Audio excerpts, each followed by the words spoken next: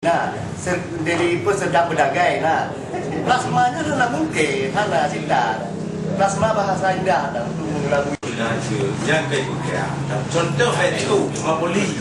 Yang begitu kita yang mulai dan mereka bol.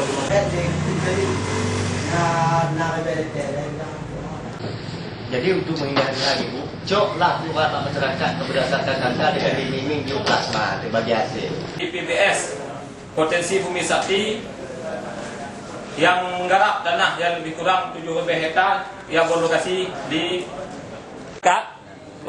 nama Nan Luntuan warga Kecamatan Modari. Kalau memang ini lahan dibuka lebih kurang 7.000 hektar, sementara yang ada bikin apakah PT Mapolri Raya yang sudah membuka lahan yaitu lebih kurang 13 abdeling, dan kalau sempat ini PT BBS membuka lagi yaitu 7.000 hektar, maka kami sangat khawatir dan takut terjadi seperti yang pernah terjadi sama saudara-saudara kita yang ada di Kecamatan Tasdi.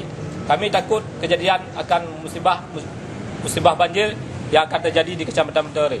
Ya, sudah berapa Pak perusahaan yang sudah masuk ke wilayah kita? Yang sudah ada, yang sudah terbuka itu yang pertama Mapolri, yang kedua ada Koperasi Jaya Besari, dan itu ada PT BBS. Mungkin ada lagi PT-PT yang masih bergeriangan yang akan masuk ke PT Mapolri ke lokasi Kecamatan Modari.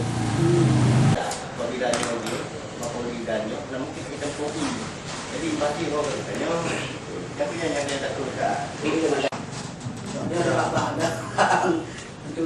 Mereka mau tuh nak puan yang BPI kan dulu, tapi kecil yang kan puan hanya kadang. Itu boleh pulang.